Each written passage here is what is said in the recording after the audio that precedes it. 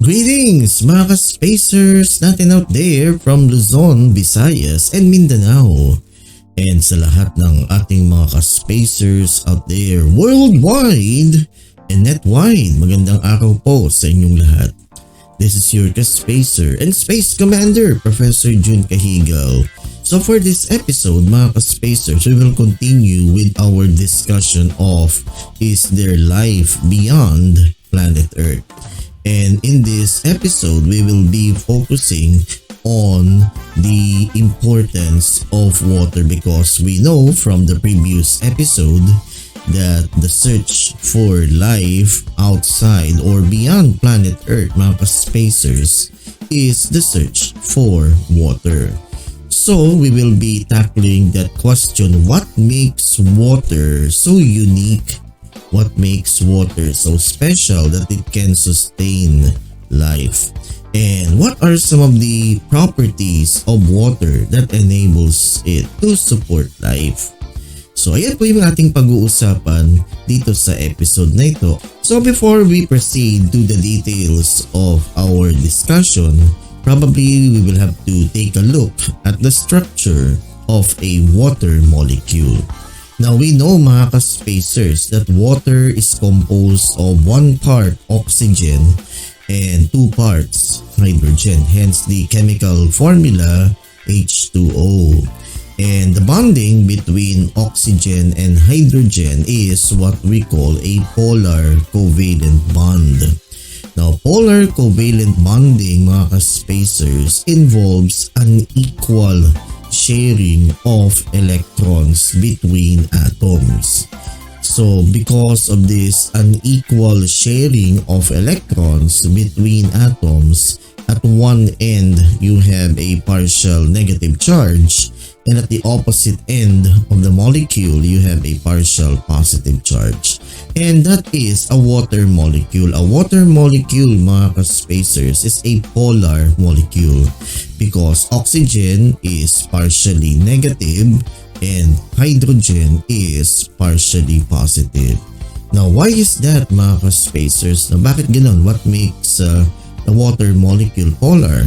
Now oxygen being larger pulls the electrons towards itself. Electrons are pulled towards the oxygen atom. And that's what we call electronegativity. Oxygen is more electronegative than hydrogen. Why? Because oxygen has the tendency to pull electrons towards itself. And because electrons are pulled towards the oxygen atom, oxygen develops a partial negative charge and hydrogen develops a partial positive charge. So that's a water molecule mga ka-spacers. Water is a polar molecule again because oxygen being a larger atom and having more protons, the oxygen atom pulls or attracts the shared electrons towards itself. And that's what we call electronegativity. So the oxygen pulls the shared electrons, so the shared electrons, they stay longer in the oxygen atom. So that makes the oxygen atom partially negative. While at the opposite end, hydrogen becomes partially positive. And because of this polarity of a water molecule, the tendency now is for the positive pole of one water molecule is attracted to the negative pole, that's the oxygen end of a water molecule of another water molecule, as you could see in this diagram mga ka-spacers. So the positive pole of one molecule of water is attracted to the negative pole of the other water molecule. And this bonding between water molecules is known as hydrogen bonding. Alright, so all the water molecules are bonded together. The positive end of one water molecule is attracted or bonded to the negative end of another water molecule. And this is hydrogen bonding of water molecules, mga ka-spacers. And because of this hydrogen bonding of water molecules, water exhibits certain unique properties that enables it to support life. So mga ka-spacers, the search for life outside planet Earth has become the search for water because water exhibits unique properties that enables it to sustain life. So at this point, mga ka-spacers, let us now enumerate some of these properties of water that makes it so special. And one of the important properties of water is cohesion. Now, cohesion refers to the attraction of molecules for other molecules of the same kind, or in other words, the attraction of like molecules. And one good example to exhibit cohesion of water molecules is by adding drops of water onto this penny. Now, as drops of water are added onto the penny, the cohesive forces between the water molecules keeps the water from falling off. That's why we can add several drops of water onto this penny before the water breaks. So isn't that fascinating, mga ka-spacers? Another unique property of water due to its hydrogen bonding ability is what we call adhesion. Adhesion refers to the attraction of molecules of one kind for molecules of a different kind, or in short, the attraction of unlike molecules. And one good example to exhibit adhesion of water molecules is the transport of water through the xylem vessel wall. So the water molecules are attracted to the xylem vessel wall, and this attraction of water molecules to the xylem enables it to be transported upwards. And this is what we call capillary action. And because of the capillary action, water is transported upwards through the xylem. Again, this is due to cohesion and adhesion of water molecules. Polar water molecules tend to stick together due to hydrogen bonding, and adhesion, the water molecules tend to stick to the xylem vessel wall.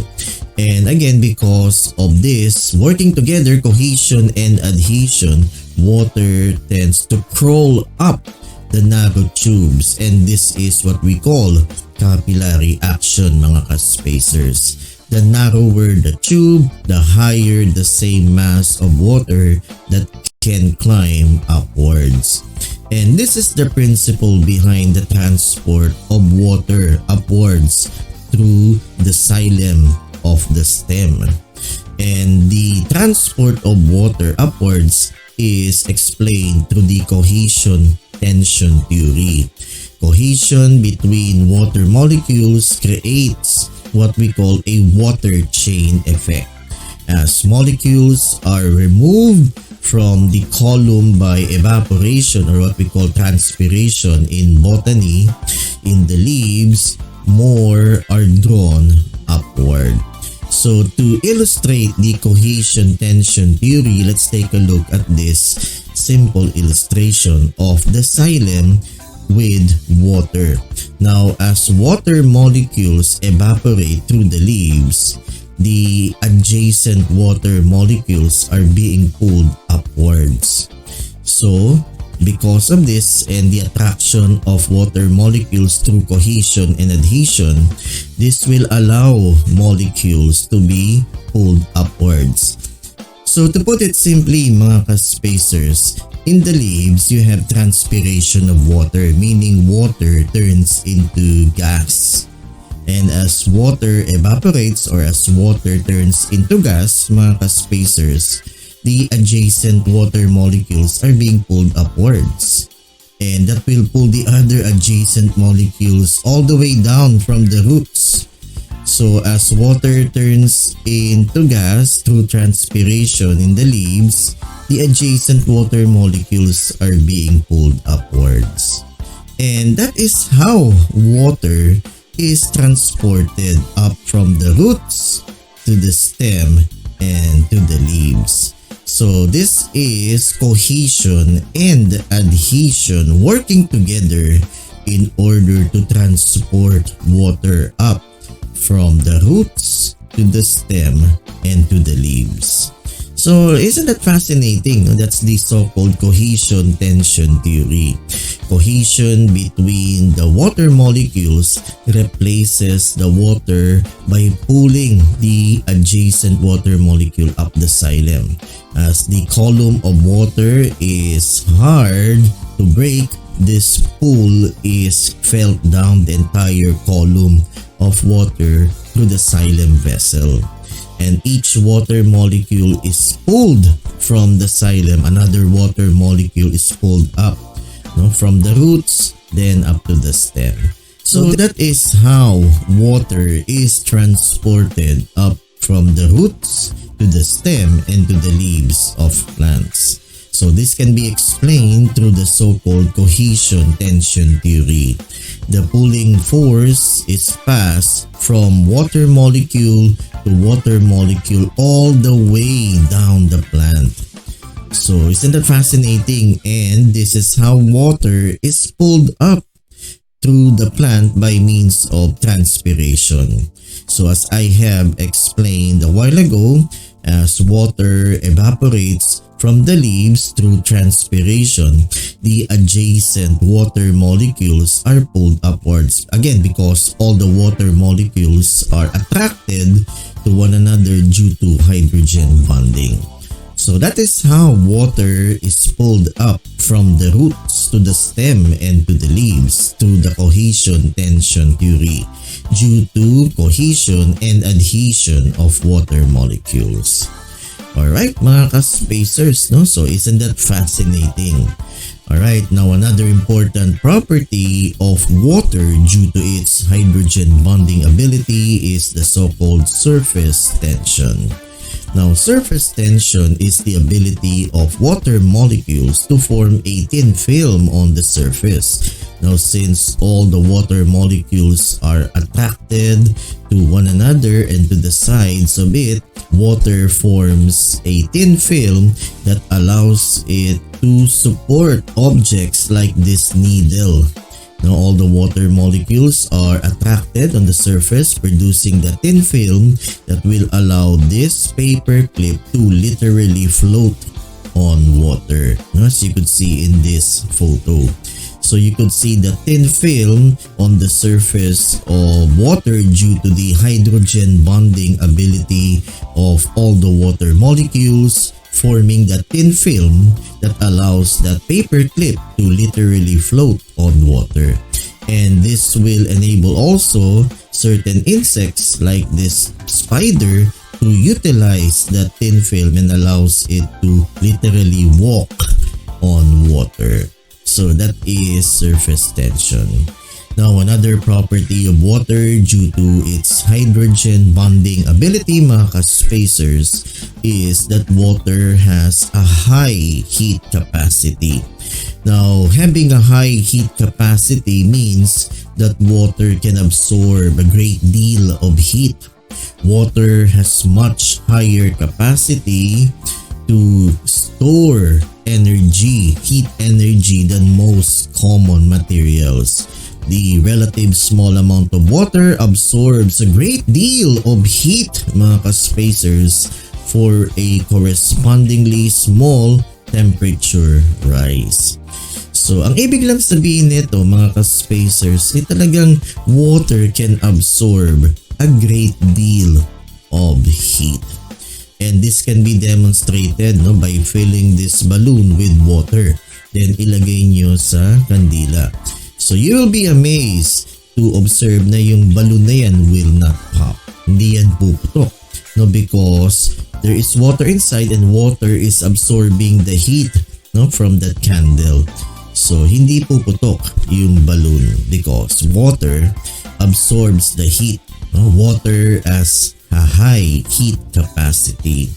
And because water exhibits high heat capacity, this allows our planet to moderate its temperature through our oceans and seas, mga ka-spacers.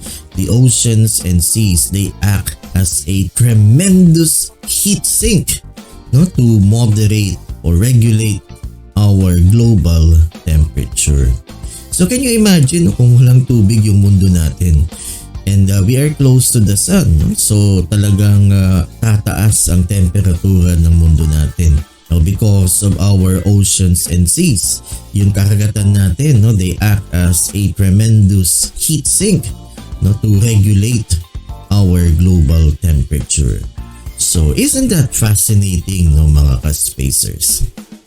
So mga ka-spacers, before we continue with our discussion on the properties of water due to its hydrogen bonding ability, kung meron po kayong mga katanungan or mga comments or reactions dito po sa ating pinag-uusapan ngayong araw na ito on the properties of water, please feel free to type in your questions, your comments, your reactions dito po sa ating comment section below. And I would like to hear from you, mga ka-spacers. Gusto kong malaman kung kayo po ay buhay na buhay pa at gising na gising sa ating discussion ngayon about the properties of water dito sa ating episode ng CosmoQuest. So just type in your reactions or your comments, your questions dito po sa ating comment section. And kung meron po kayong mga pa-shoutout, mga ka-spacers, just type in your name and your location para alam po namin kung hanggang saan po nakakaabot ang ating live stream ngayong araw na ito.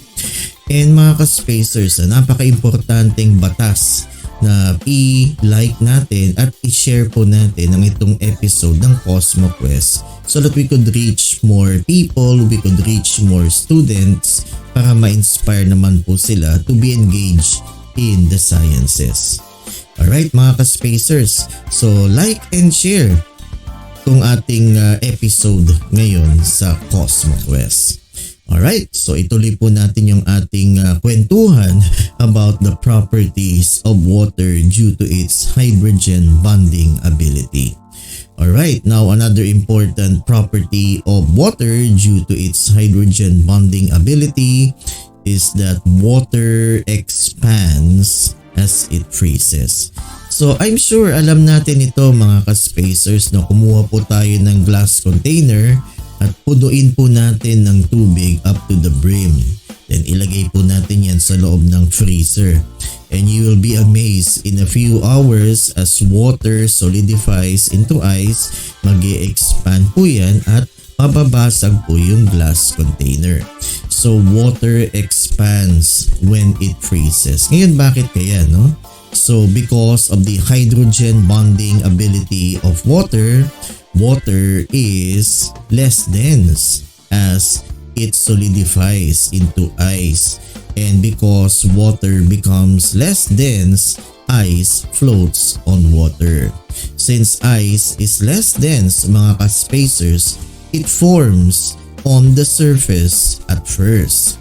And as water freezes, it releases heat to the water below and insulates it. Kaya po mga ka-spacers, kung mapapansin po ninyo, yung ating mga oceans and lakes, they don't freeze solid. So yung surface lang po yung nasusolidify, pero yung ilalim po niyan beneath the icy sheet, water remains in liquid form. So very important to mga ka-spacers, ice forms only on the surface of the water, but beneath that icy sheet, water remains in liquid form. So when the temperature of the atmosphere falls below 0 degrees, mga ka-spacers, the water at the surface gradually freezes to ice. But the water underneath that icy layer remains liquid at 4 degrees Celsius. And because of this, aquatic life can survive in extremely cold conditions. So very important tong property of water mga ka-spacers. So water forms on the surface but beneath that icy sheet, water remains in liquid form that will enable aquatic life to survive in such cold conditions. And lastly mga ka-spacers, another important property of water due to its hydrogen bonding ability is that water acts as a versatile solvent. So hindi po universal solvent ang tubig. Ibig sabihin nito, water can dissolve almost anything, no? Almost anything, hindi po lahat. That's why water acts as a versatile solvent. Water can dissolve almost anything. So yung substance that is dissolved in water is known as the solute, and the substance that dissolves the solute is the solvent. So water acts as a versatile solvent. Many substances like itong sugar can be dissolved in water. That is that their molecules separate from each other, becoming surrounded by water molecules. So that is water being a versatile solvent mga ka-spacers. So those are the properties of water due to its hydrogen bonding ability. And because of the hydrogen bonding ability of water, water exhibits certain properties that enables it to support life. Now, what are the other necessities for life other than water mga ka-spacers? Now, another necessity for life is the so-called habitable zone or yung tinatawag po natin na Goldilocks zone. Alright, so ano bang ibig sabihin nitong habitable zone? So the habitable zone of a planet is the distance from the sun that can support life. So yung distansya natin from the sun is just right for life to exist. And napakaswerte po ng ating mundo. The Earth is lucky to be in the right place for life to exist. So yung distansya natin from the sun is just right. Hindi tayo po yung malapit sa araw kagaya ng Venus. So if that's the case, kung malapit po tayo sa araw, our oceans and seas would boil up. No, and pag wala pong tubig, talagang life would be impossible. And kung malayo naman po tayo sa araw, like for example sa Mars, then po yung liquid water natin will solidify and mahihirapan po mag-survive yung mga living things natin dito. So our planet is lucky to be in the right distance from the sun. We are not too close to the sun and we are not too far from the sun. Our distance from the sun is just right. The habitable zone mga ka-spacers corresponds to the range of distances when liquid water can exist on the planet's surface. So yung distansya natin mga ka-spacers is just right for water to remain in liquid form. Kasi kung malapit po tayo, water will just evaporate, no? And kung malayo naman po tayo sa araw, water will solidify. So tamang-tama lang yung distansya natin from the sun. Water remains in liquid form and that's what we call the habitable zone or yung tinatawag po natin na Goldilocks zone. Part of the hunt for water on other worlds means looking for planets orbiting a certain distance from their stars. And marami na pong nakita yung Kepler Space Telescope na mga ibang mundo, mga exoplanets na tamang-tama lang po yung distansya nila sa kanilang mga stars. Planets in the zone are neither too hot nor too cold. Conditions could be just right, no, for liquid water to exist. And meron na pong nakita ang Kepler Space Telescope na mga planets beyond our solar system na nasa habitable zone nila. So isn't that interesting and fascinating, no, mga ka-spacers? So very important yung habitable zone. And ang isa pang tanong in relation to this, can extreme environments support living things? Now the answer is yes. Even you have extreme environmental conditions, life can go on. So may mga living things na tinatawag natin ay extremophiles. So these are living things that can tolerate and survive extreme conditions. So ito yung tinatawag natin extremophiles or part of the so-called 𝗪𝗪𝗏. So there is a certain group of living things called 𝗪𝗏 that can survive and tolerate such extreme environmental conditions. Like psychrophiles, these are microorganisms that can live in cold environments like ice, yan, and the Arctic and Antarctic regions. Yung mga psychrophiles na yan. Another group of living things, mga archaebacteria, are the so-called thermophiles. These thermophiles, these are microbes that can live in very hot environments like deep sea vents and volcanic lakes. So isn't it fascinating, mga ka-spacers?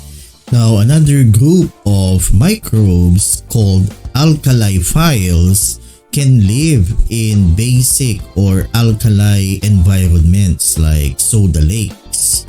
Other microbes such as halophiles can live in very salty environments like salt lakes and salt mines. And also we have microbes like acidophiles that can live in acidic environments like sulfur springs.